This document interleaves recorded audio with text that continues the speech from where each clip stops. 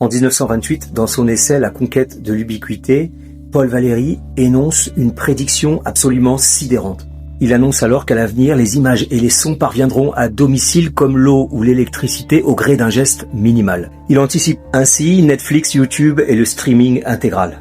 Pourtant, Valéry discerne l'enjeu capital. La technologie ne modifie pas simplement le contenu perçu, mais elle métamorphose la perception elle-même.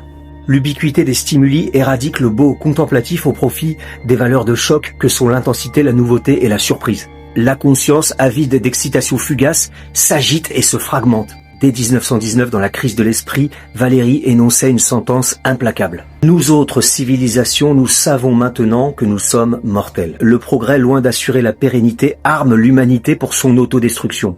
Les vertus, science, devoir, discipline ont engendré des horreurs industrielles comme l'atteste la Grande Guerre. En somme, Valéry anticipe l'effondrement européen. En exportant sa technique, l'Occident sème les germes de sa propre destitution. L'égalisation générale des savoirs érode les hégémonies préfigurant l'ascension asiatique et le déclin occidental observé aujourd'hui en 2026. Face à ce tumulte, Valéry préconise le retrait intellectuel. Il préconise une discipline ascétique de l'esprit. Le silence contre le bruit, l'attention contre la dispersion. Inspiré par sa nuit de Gênes, ce repli méthodique incarné par Monsieur Teste valorise la conscience réflexive. Je me vois me voir. Dans ses cahiers, Valéry explore l'interconnexion entre civilisation, technologie et perception.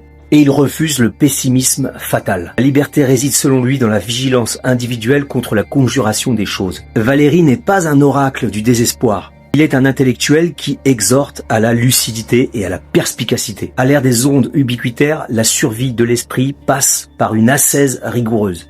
Dites-moi en commentaire ce que vous pensez de toutes ces considérations et si la vidéo vous a plu, abonnez-vous.